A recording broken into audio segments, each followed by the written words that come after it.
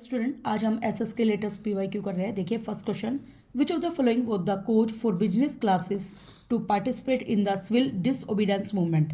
Civil disobedience movement का मतलब है सविनय अवज्ञा आंदोलन, जो गांधी जी ने चलाया था, जिसमें उन्होंने कहा था कि हमें अंग्रेजों की किसी चीज़ हर चीज़ का बहिष्कार करना है, उनकी किसी आज्ञा का पालन नहीं करना। तो अब हमें बताना है विच one of the following was the code for business classes. अब देखो बिजनेस जो करते थे लोग, उस क्लास के जो लोग हैं उन्होंने इस आंदोलन में पार्टिसिपेट क्यों किया, उसका कारण बताना है हमें। तो इसमें है protection against the import of foreign goods. अब देखो व्यापारी है, व्यापारी तो अपना माल बेचेगा, खरीदेगा। तो इंपोर्ट ऑफ फॉरेन गुड मतलब विदेशी जो सामान है उसके विरुद्ध इंपोर्ट और एक्सपोर्ट। इंपोर्ट में क्या होता है, विदेश से हम सामान लेके आते हैं, और एक्सपोर्ट में अपने यहाँ का सामान विदेश में बेचते हैं। तो अब उनको सुरक्षा चाहिए थी ताकि हम विदेश से वो जो सामान खरीदते थे वो इंपोर्ट कर पाए। आगे, टू इम्पोर्ट देयर गुड्स, अपने सामान को इंपोर्ट करने के लिए उनको कोई प्रॉब्लम नहीं थी। आगे, to buy foreign goods without any restriction, अब बिना किसी रोक टोक के, ताकि वो फॉरेन से सामान को खरीद पाए। अगला, to sell Indian goods without any restriction, तो वो अपने सामान को बिना किसी रेस्ट्रिक्शन के बेच के, तो उनको प्रोटेक्शन चाहिए थी, ओनली क्या चाहिए थी, only protection. Next, based on the given data find out which state can be regarded as the most developed of the three. अब हमें बताना है इस डाटा को पढ़ते हुए कि कौन सा स्टेट है सबसे ज़्यादा डेवलप है। अब देखो पर कैपिटा इनकम, कि एक इंसान की इनकम कितनी है। हरियाणा में कितनी है भाई, 2,36,147। केरला में है 2 लाख। देखो सबसे ज़्यादा इनकम तो हरियाणा की है, तो इसके अकॉर्डिंग हम क्या बताएंगे, हरियाणा वाला क्या है, ज़्यादा भाई डेवलप है। नेक्स्ट हमारा, interpret the following pi diagram and choose the correct option for the following question. देखिए भाई, हमारे पास ये पूरा जो खाली ब्लैंक है वो ओशियंस है। ओशियंस कितना है भाई, 96.5%। फ्रेश वाटर कितना है उसमें, ओनली देखो ये दिखाई दे रहा है लाइनिंग द्वारा, ओनली 2.5%। और 1% क्या है, अदर्स में प्रेजेंट है ये पानी। Which is the what is the significant of 96.5% ocean water. समुद्रों में जो ओशन का पानी है वो उसका क्या सिग्निफिकेंस है, उसका क्या रोल है, वो किस लिए यूज होता है। आगे, रिच इन मैरिन रिसोर्स, देखो समुद्रों में जो पानी है उसमें मैरिन का मतलब होता है समुद्रों में पाए जाने वाले जो संसाधन है वो ज़्यादा पाए जाते हैं। अगला, अवेलेबल फॉर ड्रिंकिंग, देखो पानी ये कभी भी ड्रिंकिंग के लिए यूज नहीं होता क्योंकि इसमें नमक ज़्यादा होता है। अगला, can be use in factory, इस पानी को हम फैक्ट्री में भी यूज नहीं कर सकते। आगे, can be use by farmer, और वो किसान के द्वारा यूज हो सकता है। तो अब हम इस चार्ट में देखो किसान इसको यूज कर सकते हैं, उस सिग्निफिकेंट पे जाएंगे हम। देखिए किसान इसको मतलब ज़्यादा यूज करेंगे, ये मतलब किसान इसको यूज कर सकते हैं, कैन बी यूज, ठीक है। और इतना सारा पानी, और किसानों को ज़्यादा पानी भी चाहिए होता है। Next, which of the following option represent the step that can be involve to produce rice in the Haryana and Punjab. Haryana और पंजाब में हमें बताना है कि कौन राइस को ज़्यादा प्रोड्यूस करने में कौन सा स्टेप इन्वॉल्व होएगा। आगे, using high yielding variety of seeds, हमें अच्छी वैरायटी के सीड्स लेने पड़ेंगे ताकि वो हमें उपज ज़्यादा दें। अगला, यूजिंग इंसेक्टिसाइड, पेस्टिसाइड और केमिकल फर्टिलाइजर का ज़्यादा यूज करो, मशीन का यूज करो, और अदर मॉडर्न मेथड का यूज करो खेती बाड़ी के लिए। अगला है, प्रोडक्शन ऑफ राइस इन्वॉल्व करता है सब्सिडेंस फार्मिंग मेथड, कि आपका फार्मिंग मेथड कैसा है। तो इसमें देखो भाई, देखो जैसा बीज बोएंगे वैसी फसल पाएंगे, ये आप सभी ने सुना है, तो फर्स्ट तो आएगा ही आएगा। इंसेक्टिसाइड, पेस्टिसाइड, केमिकल फर्टिलाइजर का हमें यूज करना होता है बीमारियों के अगेंस्ट। अगला, मशीन और अलग मॉडर्न मेथड लगाएंगे तो काम भी जल्दी होएगा, और बीज जो है ज़्यादा गहराई में चले जाएंगे। तो फर्स्ट, सेकंड, थर्ड हमारा सही है, लेकिन फार्मिंग मेथड का इन्वॉल्वमेंट राइस में ये हमारा रॉन्ग है। तो हमारा फर्स्ट, सेकंड एंड थर्ड ठीक है। Next, the panchayat work under the overall supervision of. अब हमें बताना है जो पंचायत है वो किसके सुपरविजन में काम करती है, स्टेट गवर्नमेंट, ब्लॉक लेवल, ग्राम सभा और जिला परिषद। तो पंचायत काम करती है ग्राम सभा, गांव में होती है ना panchayat. Next, which one of the following statement accurately distinguish difference किस में करती है, central government and the community government in the context of Belgium. अब हमें डिस्टिंग्विश का मतलब डिफरेंस बताना है, जो सेंट्रल गवर्नमेंट है और कम्युनिटी गवर्नमेंट है किसमें भाई, बेल्जियम में। पहला, the central government make decision बनाती है unilaterally, while the community government require करती है support of majority from each linguistic group. हर भाषा के ग्रुप के जो मेजोरिटी ज़्यादा लोग जो प्रेजेंट है उसके लिए। अगला, द सेंट्रल गवर्नमेंट पावर रखती है कल्चर और लैंग्वेज पे, जो कि रिलेटेड है। कम्युनिटी गवर्नमेंट कंसिस्ट करती है elected representative from Dutch and French speaking community. इसने क्या कर रखा है, जो कम्युनिटी गवर्नमेंट है उसमें डच और फ्रेंच बोलने वाले जो है वो ही एक प्रतिनिधि के रूप में चुने जाएंगे। अगला, द सेंट्रल गवर्नमेंट सब ऑर्डिनेट है स्टेट गवर्नमेंट के लिए, जबकि कम्युनिटी जो गवर्नमेंट है वो इक्वल रिप्रेजेंटेटिव रखती है बोथ डच और फ्रेंच के लिए। अगला, the central government consist Dutch और फ्रेंच स्पीकिंग मिनिस्टर। देखिए भाई ये बिल्कुल ठीक है, जो सेंट्रल गवर्नमेंट है ना उसमें डच और फ्रेंच के बोलने वाले मंत्री हैं, जबकि जो कम्युनिटी गवर्नमेंट है उसमें कुछ स्पेशल विशेष लैंग्वेज को बोलने वाले होते हैं और उनके पास पावर होती है कल्चर और अपने लैंग्वेज से रिलेटेड इशू को सोल्व करने की। ठीक है, ये हमें याद रखना है। अगला, which one of the following changes Napoleon introduce to make the administrative system more efficient in the territory ruled by him. देखो भाई, जितनी भी प्रांत नेपोलियन ने जीते थे उसमें वो अपना शासन व्यवस्था को अच्छा लागू रखने के लिए उसने क्या चेंजेज किए, क्या रूल अपनाए। फर्स्ट, ही एस्टेब्लिश इक्वलिटी बिफोर लॉ, उसने कानून के सामने बराबर रखा समानता को। आगे, ही सिक्योर्ड राइट टू प्रॉपर्टी, उसने प्रॉपर्टी का अधिकार दिया। आगे, ही इंट्रोड्यूस नेपोलियन कोड लगाया 1820 के अंदर, और he made administrative division more complex, उसने जो शासन व्यवस्था उसको ज़्यादा जटिल बनाया। तो इसमें हम किस ऑप्शन के साथ जाएंगे, फर्स्ट एंड सेकंड। देखिए भाई, तो याद रखना भाई, उसने सबको बराबर रखा कानून के सामने और उसने प्रॉपर्टी का अधिकार दिया था। ठीक है, तो इन दो को हम याद रखेंगे।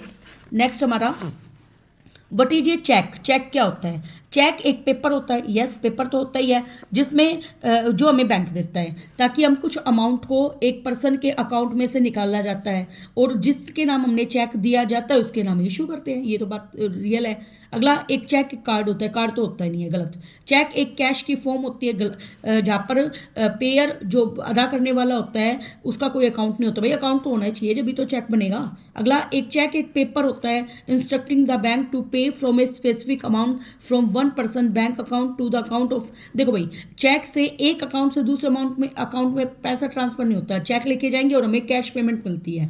ठीक है, इसलिए फर्स्ट ऑप्शन पे जाएंगे हम। Next, which of the following is not a federal country. Federal क्या होती है? धर्मनिरपेक्ष राज्य, प्रजातांत्रिक। तो इसमें क्या रखा है, इसमें से किस में नहीं थी? मलेशिया के अंदर नहीं थी, बेल्जियम में भी थी, इंडिया में भी थी और यूएसए में भी है।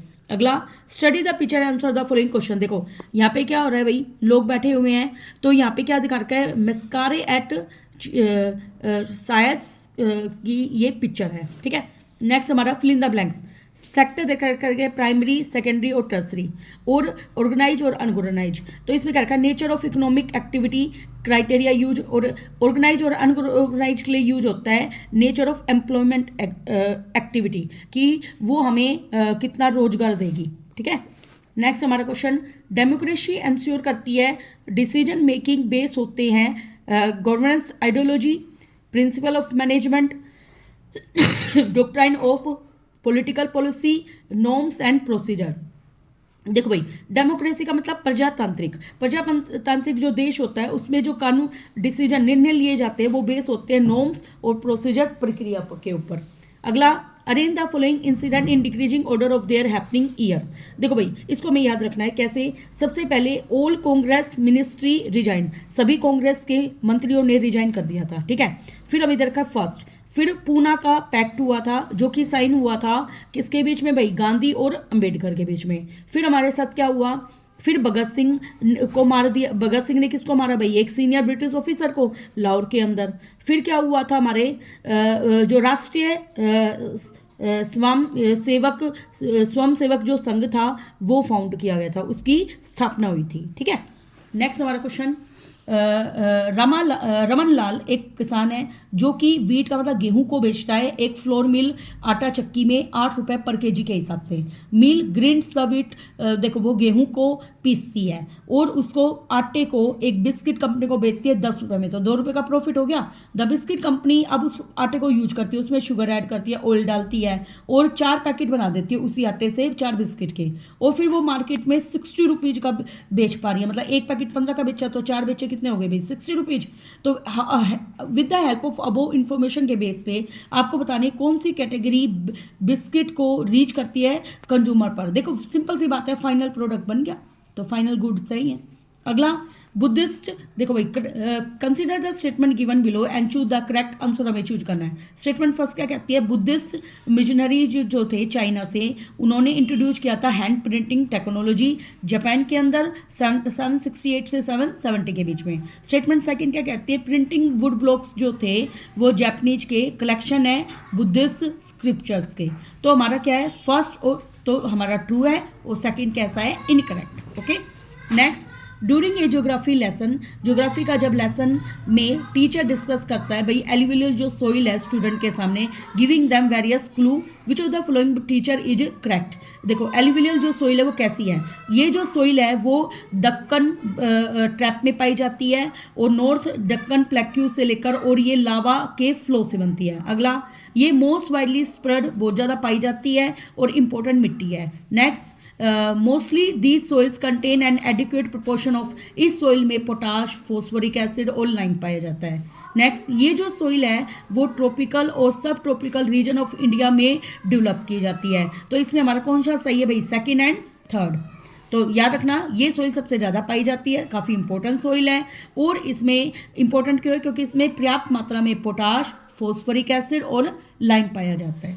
नेक्स्ट हमारा question, which one of the following statement is common about Biju Janata Dal and Sikkim democratic front, Mizo national front end Telangana राष्ट्रीय समिति। इन सब के बारे में बताना है कौन सा कॉमन है।